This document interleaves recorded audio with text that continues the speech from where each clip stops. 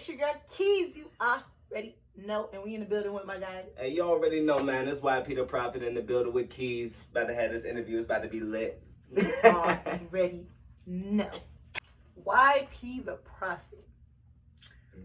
What does this stand for? So that's like a long-winded answer in a sense. So Whyyptheprophet, all right, a quick backstory on that. So YP is youthfully prolific, and the Prophet pod came later because it was pretty much, it's like a part of me always being young. Like, I'm a child at heart. Bottom line, I'm goofy, I love to play, and most people say I can't take things serious. However, but I always have a mission, always have a path, right? So YP, youthfully prolific, that's just the child in me, but the visionary as well. In terms of the Prophet part, it came later. I actually, on purpose, by accident, pretty much went to a Catholic school, St. John's University College, and there I was just chopping down everything. I studied theology, I hated it, I'm just chopping down everything. All my friends would always say, "You're always a prophet. Why you always prophesizing?" Because I got something to say. Like, right. That's all prophesizing. So it was like a blend of just who I am. Well, it's all natural, but just a blend of who I knew I was and then who I became. So it's a mashup. And then so much turmoil and stuff like that happened during that time. I went to school in 2010. Bad year for me, but great year for me because I found myself. Why was it a bad year? It was a bad, so many different things happened. So my graduation, I lost my nephew who was like 4 years old. I lost him a couple of days before my graduation. After that, the day of my graduation, my other nephew got taken by Child Protective Service. It was just crazy. Wow. And then I had to leave my family and go to college. So I didn't even get to mourn my nephew with my family. I had to mourn 4 hours away in New York. That's crazy. Wow, I'm sorry for your loss. Thank you. I mean, you know, it made me the person I am today. Like, and that's what I say. Life will throw you a curveball. It'll throw you a negative. It's the same way with taking a picture, right? You get a negative, you produce a positive. Hence, Whyyptheprophet. I likes. What is your zodiac sign? I'm a Libra. Lucky Libra. Libra? Libra gang. Lucky Libra. Okay, then. Because I remember you said you was a child at heart. That might be that little Libra tendency right there. Yeah. Indecisive. But, you know, outgoing. Matter of fact, while we still on the topic of Libra, because I met a few Libras today, and they all seem different. What is your definition of a Libra, or do you genuinely feel like you're just your own individual and it doesn't matter about a zodiac? See, the thing is with Libras, every Libra is different. It depends on how their scales are balanced. Gotcha. On which day you may meet me tomorrow and you may think I'm a completely different person. Not like bipolar wise.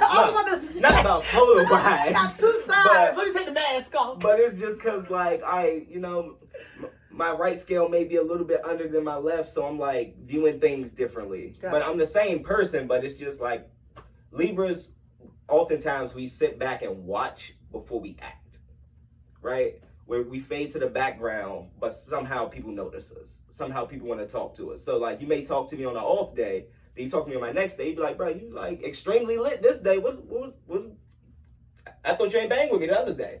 And that's the whole concept. It all depends on when you meet a Libra and how their scales are operating that day. Gotcha. and then plus we feed off the energy as well. So it's about the energy in the room. Yes, indeed. Always. So you're originally from Washington, D.C. When did you come to Atlanta, and what made you move to Atlanta? All right, so I moved to Atlanta like a little over a year ago. What made me move, I was taking constant trips left and right down here.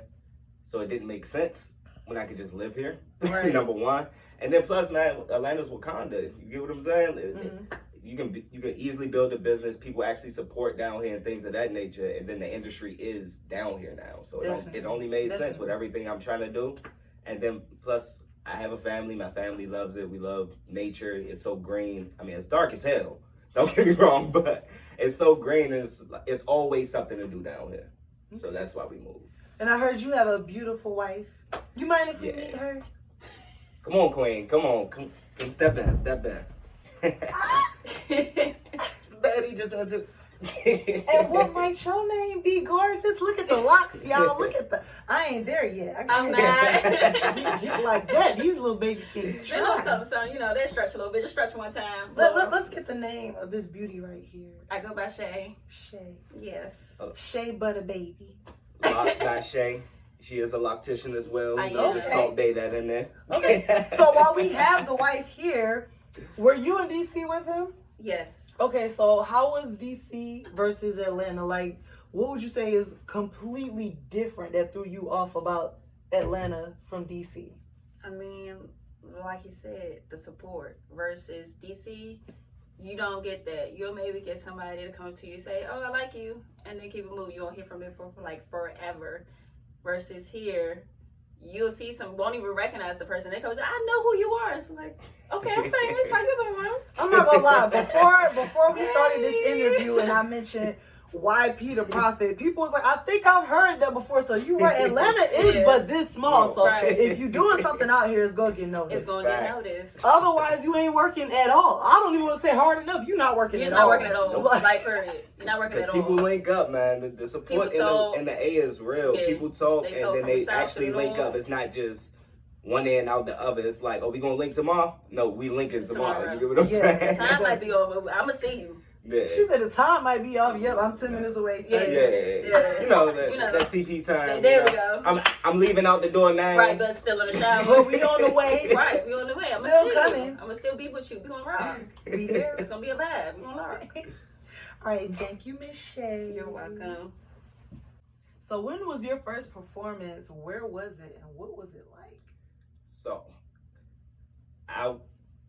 growing up, I was always like joking around the class clown thing. So I performed a lot, but my very first performance that I actually remember or even cared about was, and at this time I wasn't even doing music. I did strictly said I don't want to make music. I love music, but I don't want to make music or anything of that nature. My very first performance that I remember was at the Smithsonian Jazz Festival when I was doing poetry. And this is back in like the 8th grade. Like, I'm old now. But I was gonna say he old now. I guess black don't crack. We all look young. But 8th grade, very first performance, Smithsonian Jazz Festival back in like 2008. It was memorable because my poetry teacher, she always loved my work, but at that time I didn't share my work with nobody. She invited me out and said, "I want you to perform at this event." And I'm from DC, so I know what the Smithsonian Jazz Festival is. She told me, and I was like, nah, I ain't with that. I don't share my work. So she encouraged me to do it. And the day of the performance, I already had a piece written. However, I was like, nah, this is not the piece for that. So sitting at the table, probably like 30 minutes before I performed, I decided to write a completely new piece titled Jivin' Jazz. And that's still a piece I somewhat remember today, but it is published. She published it in one of her books, which is another reason why it was memorable to me, because the whole experience of it all, like this, 13-year-old kid up there performing at a nationally known event down the National Mall, and it's jazz musicians and things of that nature that went on before me. The jazz musicians went on before me, and they gave me a standing ovation. I was like, bro, I was really touched by what I said. Y'all don't even know I wrote this morning. Like I was on one. Like I was like, all right, I got some bars. I can write some poetry. So that's why it was like really memorable. But even after that, like I had my tutor there, and I never shared pieces with him, and that was the first piece he ever heard me do. So that like struck home, because it was like, oh, I can actually share my work. My words can actually touch people. I didn't even know that my words can touch people. Like again, I'm 13. I'm just writing just to get my frustrations out. But realizing that's why it's still to this day, and I've had several performances after that, I still hold that one there and there.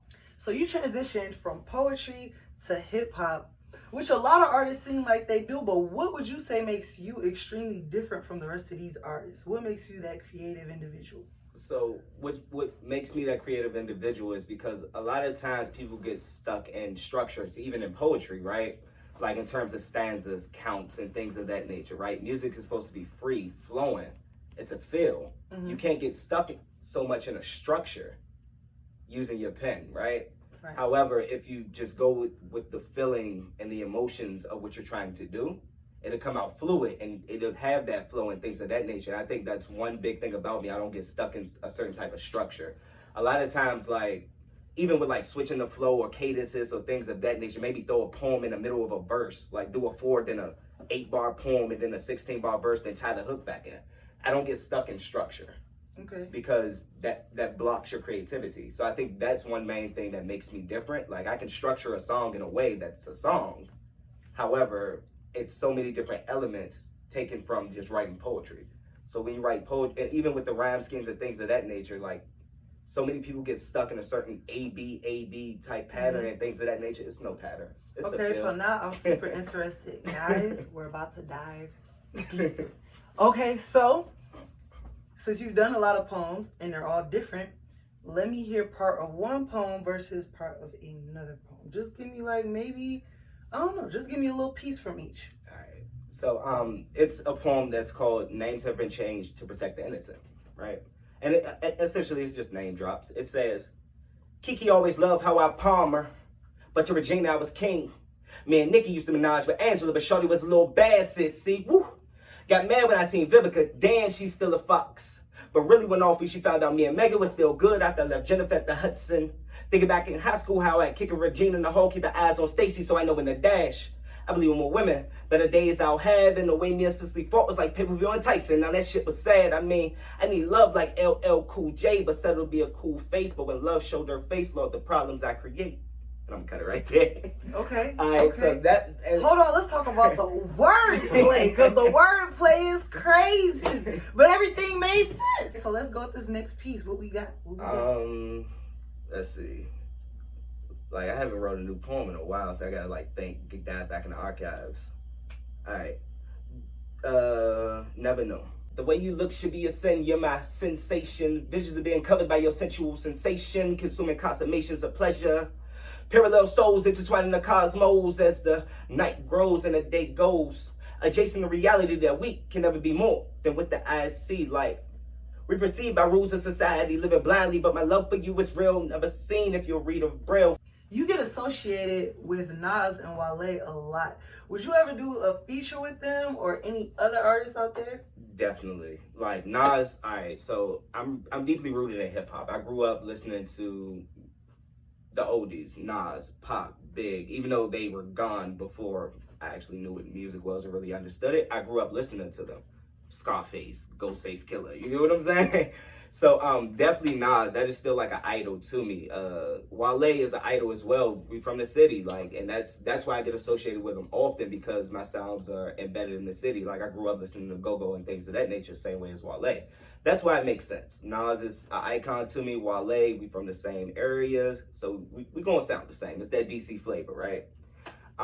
In addition to other artists, definitely like, I mean, Logic retired, right? I'll definitely do something with Logic, Cole, Crit, Kendrick, definitely. Like Kendrick is like a rap god to me. Even M, I do something with M definitely, because like, you know, I like to rap fast sometimes. He gonna kill me on the track if he rap extremely fast, but hey, we gonna compete. That's what hip hop's about. My God, you better be a whole brainiac over here, because I know you done went to at least 4 different colleges.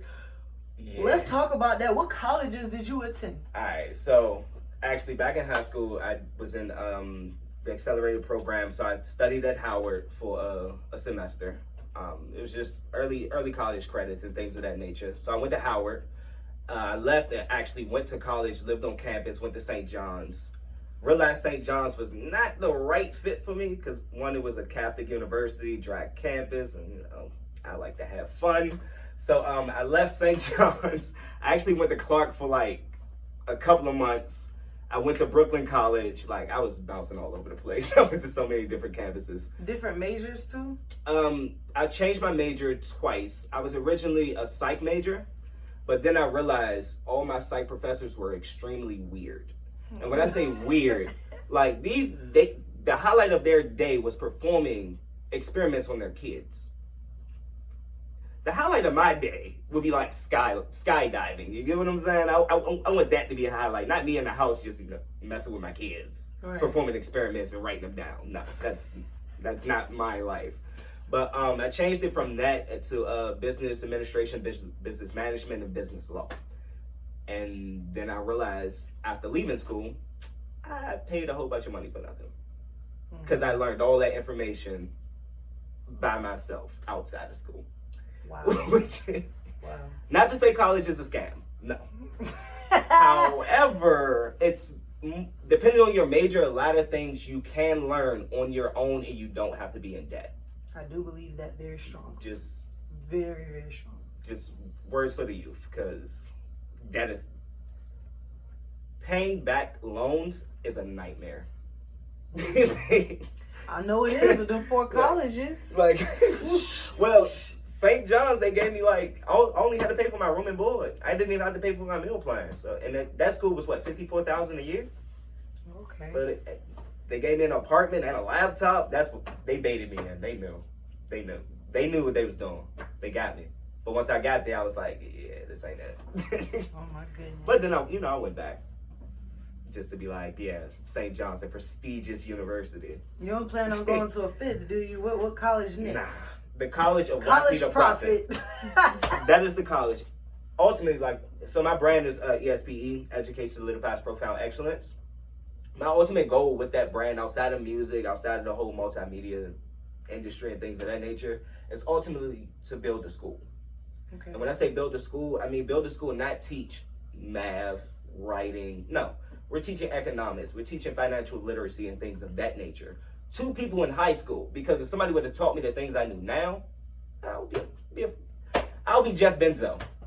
You get what I'm saying? If only I had that information that the basic information that I have now. Right. So that's my ultimate goal, is to build a school and teach those things, because they don't teach them in school. They don't even teach them in college. My economics class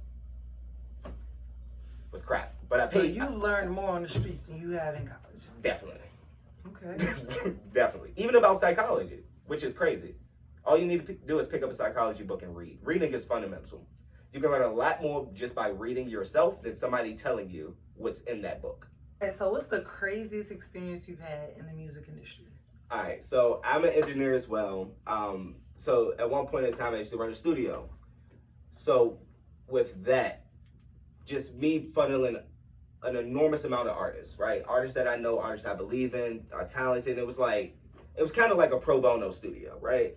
If I vibe with you, pay me with your work ethic. However, when you have men and women in the studio together, relationships happen, arguments happen, and things of that nature. I think one time we went back to the studio, right? So we left out to grab something from the store. It was like, yo, anybody wants anything to drink or anything of that nature? We gonna go to the store. We came back to find 2 artists going at it like cats and dogs. So at that time, I had like 7 artists in the studio, right? So we come in the door, they're going at it like cats and dogs. But there's another artist, I'm not gonna say his name, with his shirt off. And we're just looking like, what the hell did we just walk into?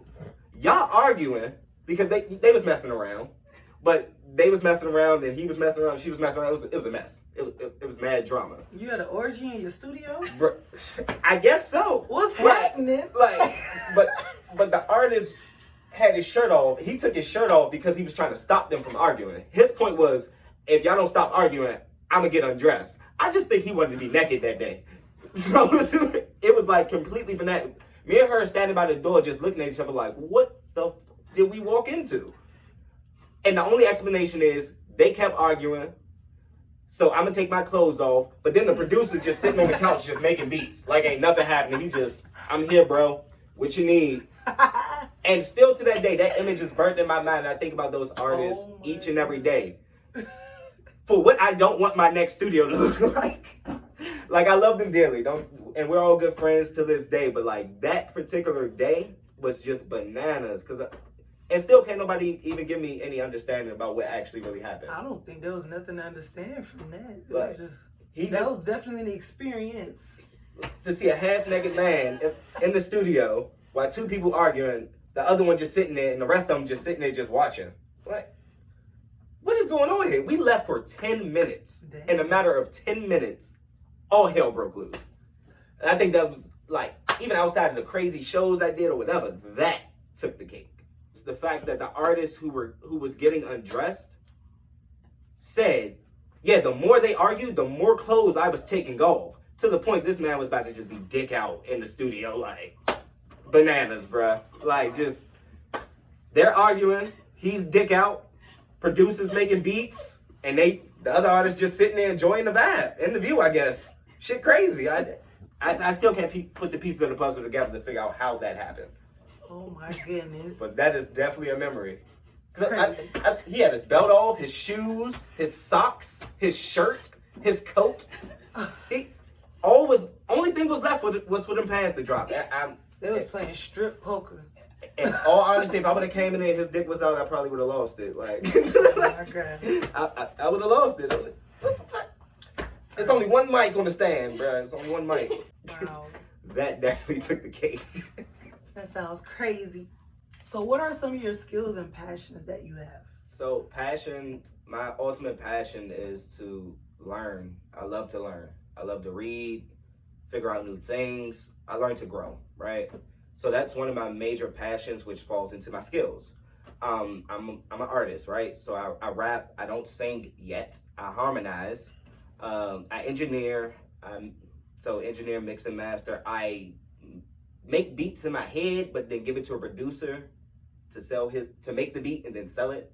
So and I'm also into the business. I distribute music. I am a music distributor via Sony Orchard. I have my own platform and everything with that. What else do I do? He looked at his wife, y'all, like, babe, what else? Because I always forget something. Come on, wife. Come on in. Come on, wife. Come on, wife. I always We forget. reeling her in, y'all. We reeling her in. Graphic There designer. we go. Yeah, graphic designer. So I design cover art and things of that nature. Low-key photographer. I do that. Videographer low-key as well. And again, it all goes into knowledge. I love to learn. I love to put my hands on something new and then become great at it. If I left anything out, please do explain. Honestly, this is the first time you actually didn't forget anything. All right, up top. This is the Wow, first there we time. go. Hey. There we go. This is the first time. I promise you, this is the first time. He always forget he engineers. See, when she always have came to up, he mention was he remembering. produces. He's like, I got it. I always have to mention it. Don't sugarcoat it. You do more than this. I rap. I do a little something. No. You do this, that. Yeah. This is the first time he actually remembered everything. Hold on. Poetry as well, and the platform itself, which is Beat Roulette. I do that as well, and that's actually going to transition. Well, not going to, is transitioning into a nonprofit organization to teach people just how to express themselves and things of that nature. Every time I do Beat Roulette out on the street, I tell people it's bigger than me just performing. It's about building bridges and giving people outlets. Don't stop, this beat roulette, so let the beats drop. Overcoming these odds, exactly against me 92. When I came through, cracks little bone, possibly consumed in the womb. Mama living in poverty, hard streets of DC. Can see to be stuck between the rock and the hard place. Don't you see the system they set for me? I must have had an angel, got it from the right angels. I'm never obtuse, raised in the coop. I'm a chain like a Django, my name. I let these words sling. Setting the shots up with the rock and staring the pot to the last beat, let it drop. The mic is always open. I can perform my songs anywhere, anytime. I can do that. The biggest thing about Beat Roulette is it's for the community. So that's transitioning into a nonprofit as of this year. Hopefully all the paperwork and things go through. It's a little slow because of COVID, but it's going to work out. So I know you work with a lot of artists. Do you have a label, or are you planning to start one? So I do work with a lot of artists, and we do kind of have a label, but it's not really anything fine-tuned. It's pretty much just a coalition of artists that work together, ESPE. ESPE, Education Solidifies Profound Music, Facture. That's the label name, but it's not really a label because we don't... The music industry is changing, right? Mm-hmm. Nobody really needs a label. The label needs artists. Mm-hmm. So that's what we're putting the power back into the artists in terms of let's partner together. Let's build this bridge. Let's build this partnership, not that you're signed to this label. So that's what ESPE is, and I think that's what I want to keep it as, just a collection of independent artists. If you want to get signed, great. If we can help you get there, great. However, you don't really have any solid ties to us because at the end of the day, it's all a partnership, right? We're building a bigger plate for everybody to eat off of. So you really work with a lot of independent artists then? Independent artists, and I have worked with some major artists, but I'm not gonna really drop names and things of that nature, but Okay. it's stuff on the way. That's what I'll say. So I gotta ask you this because this man is one of the funniest men I know on Instagram. Fact. Like literally. I realized that you're on Gilly the Kid's mixtape. How did you get introduced to Gilly the Kid? So it's actually really interesting because in a lot of areas in which and I tell my wife this all the time, in a lot of areas in which COVID hurt artists, it actually helped me a lot. Like with the virtual performances, I was able to be in so many different places at one time, all from my living room. I love that. It's like so convenient. However, the energy's not there. But just via doing virtual performances and things of that nature and just posting content, I noticed during this time everybody's in the house, certain people are just watching my feed. So it got to one point in which I knew like Gilly the Kid, he was hosting the mixtape, so was multiple artists, Bow Wow, Cassidy, Jadakiss, and things of that nature. So Gilly the Kid actually sent me a message. It was like, I sent him a video of Beat Roulette. Something I do on the streets, and he sent me a message back. Yo, I like what you got going here. I think I can help you out. Of course, he sent me the little rundown that they send everybody, right? Oh, hosting a mixtape, all this, that's the third. I've gotten fucked over in this game, right? So I kind of know how it goes. Like, I spend my bread wisely. I invest wisely because at the end of the day, you can throw bread at something, you can throw all your money at something and get nothing out of it. Right. So what I eventually started telling him was like, bro, you a god to me. Like, Gilly the Kid, bro, like you are like a god to me in music because you made some strides. You made artists. You get what I'm saying? I told him, bro, to be honest, I ain't got the bread to mess with you. He hit me back. Appreciate that. You wild for that. Like, how much you got? Like, we can work something out. And just continuously just breaking bread with him to the point he was like, look, send me X amount of dollars. It wasn't the price of the mixtape at all. It was actually heavily discounted. Wow. Heavily. Like, oh, you want that? Say less. I cash out you that now, bro. Like, it was something heavily discounted to the point even now that, like, we still are in communication and just talking. So, and that's one thing I want to say to every artist. It's not about you dropping bread, it's about you building that bridge. You get what I'm saying? You can pay somebody to do something for you, or you can pay them to do something for you and network with them. Your network is your net worth. Bottom line. Without a network, you ain't got nothing. If you just pay somebody to do something for you, guess what? When you want them to do it again, they're gonna say, where the check at? Where that bread? Versus if you build a relationship with them, build rapport with them, things get a little bit more light, a little bit more easy. Now it's like, okay, you can help me with this, but also how can I help you? So now it's a relationship, it's back and forth. It's not just one-sided. I noticed that you work with Sony as well. How long have you been working with them, and what exactly do you do with Sony? So with Sony, I've been working with them via various different people.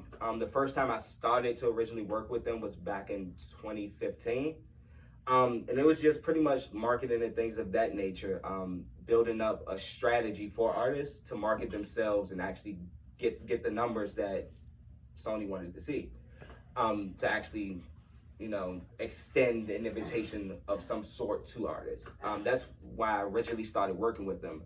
That was like me being an artist. Like, I dropped a song with them back in 2015, but that song kind of was iffy. I didn't get the numbers, but still continued to build that marketing strategy and try to figure out, because at that point, like, streaming was still, it wasn't completely new, it was still something fairly new. But after that, I linked up with a guy that I met performing down at National Mall for Summerfest. His name is Amos Drummond, Tenable Music. Linked up with him 2017. There you go. 2017. I linked up with him 2017. And when I say he's like the GOAT, it actually got me to where I am now in terms of like understanding the business and phonetics of things. He pretty much took me underneath his wing and just showed me everything. Like, the streaming industry, the streaming market, it's a maze, but it's a key to operate that maze. And that's what he's been teaching me. So from 2015 to 2017, I was working with Riley, just marketing strategies, things of that nature for other artists as well as myself.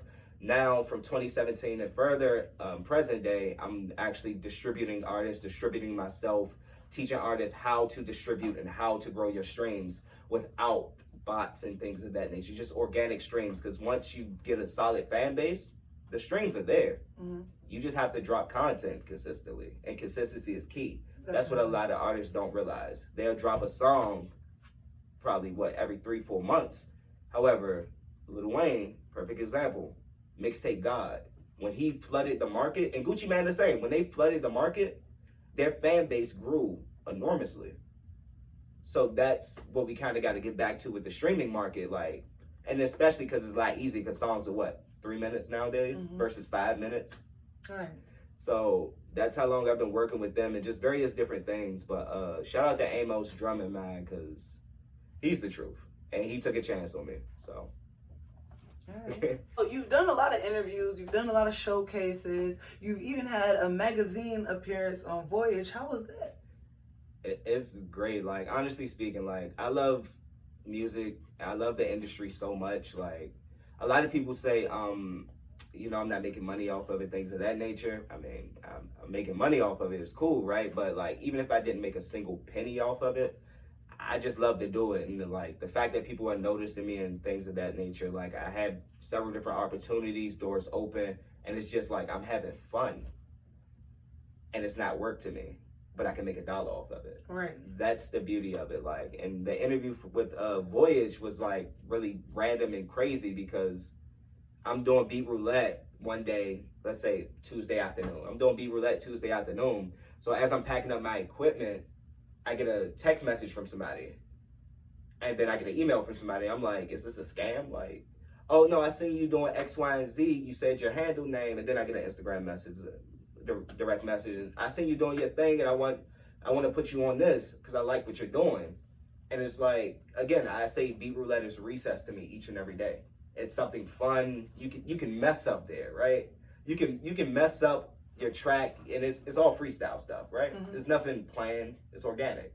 You can mess up there, but however, the fact that people love it so much, and that person seeing it was like, I love what you're doing, and then decided to feature me in a magazine. It was like crazy because, you know, usually you gotta like do something to get people or pay something, and that's the industry, right? You got to pay to play. Bottom line, you got to invest in yourself. But the fact that I didn't have to actually do that was the beauty of it. So that's love. So everything you're doing, definitely keep it up. Definitely keep going. Definitely. And let me say, like, even at the start of it, right? When I first came back, I left New York, came home to DC when I was completely done with everything, done with all the colleges, right? I came home, linked back up with my wife, because we were friends since the 10th grade. Linked back up with her. What she did for me was gave me a MacBook and said, I know you do music, do your thing. And come here, wife. Come here, wife. I was like, come here, wife. Bet. And a Mac, like, you know how much this costs? Yo, fellas, like, if y'all out there watching this interview, if y'all do music and your girl just watching you struggling, and she can't answer questions like this when he don't know the answers, cut him off. Facts. They gotta go. Cut it off. No, seriously. Cut it all the way No, off. Is period. it vice versa? If you could do the same thing? It's vice versa. Tell me about it. I want to know, but don't say nothing. Tell me about her. About what? What she does? Who is she? If I don't know nothing about who is she? She is Shea Flourishes. My bad. She is Shea Flourishes, right? Mm-hmm. Loctician, whatever you need. Straight natural. Okay. She's getting into the part of making her own products, which is completely organic, completely natural. I swear you will love it. If you want instant locks, you got it. If you want extensions, you got it. And How long has she been doing hair? She does both of our hair. How long has she been doing? She's been growing her hair, 9 years? I've been growing my hair 12 years. 10 years. 11 years. So she's been doing hair over 12 years. For an extremely long time. Probably before then, because she usually do her brother's hair as well. What made her start doing hair? Brothers. Look at her face. I'm trying to make sure he got it right, though. He got it right? He is right. He's My right. brothers are the reason I started Shea Flourishes. They are my heart and soul and everything, and I'm the only girl, so I like to try to take care of them. And they are the reason I started, and I didn't know how to take care of my hair. And I was like, wait, why am I upset? I take care of y'all hair all day long. Why don't I just do it? And I've been doing it ever since. You have your own shop? I don't have my own shop. I travel though. I'm a traveling loctician. You travel. Yes. You want to tell people your prices on here? I mean, some promo. we on here. Throw it in there. This is show. We got the. You're part of his show. You part of who he is. You're the wife. That is true. That is 1,000% true. For instant locks, it is 100 and up. To start locks, depending on The length. right, depending on the length, it is 50 and up. I don't do kids' heads at this time. I can tell you I started 12 and up for ages.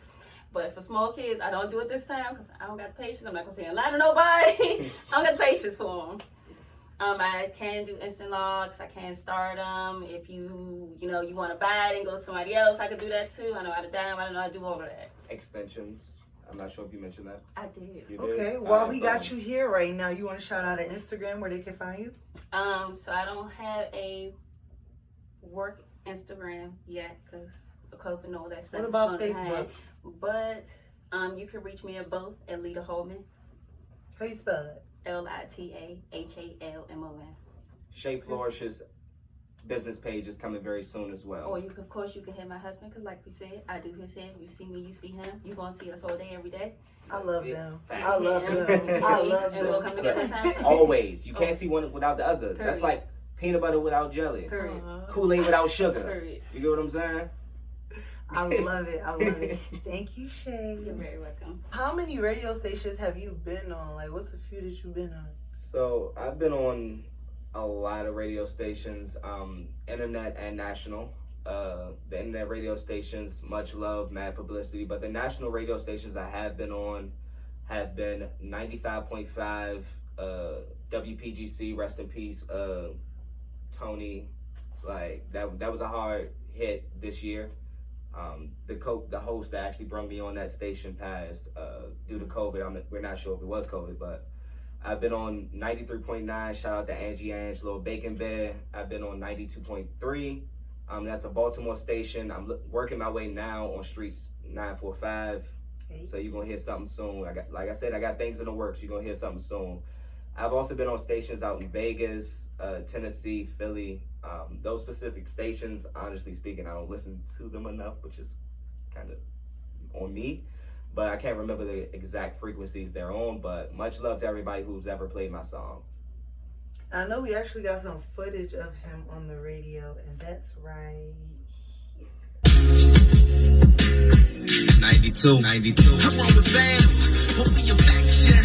Hella real about action. Let's pistol packing, don't get caught lacking. From a city, you know heroes on your ride. I already know. I love this interview. The energy in this room, Yes. definitely amazing. We was super lit. If y'all are watching this on YouTube, Facebook, or Instagram, make sure y'all like, comment, subscribe, share, all that good stuff, because y'all not trying to miss any other stuff that we got coming up in the future. Once again. I am Keontae Mosa, aka Keys to the Streets, and we are here with Whyyptheprophet, prophet for short. Yo, make sure to follow me on all social media outlets. I am YPTHE, trying to teach kids how to spell prophet. Prophet like Jesus, not money, you heard? and we are out. Bless.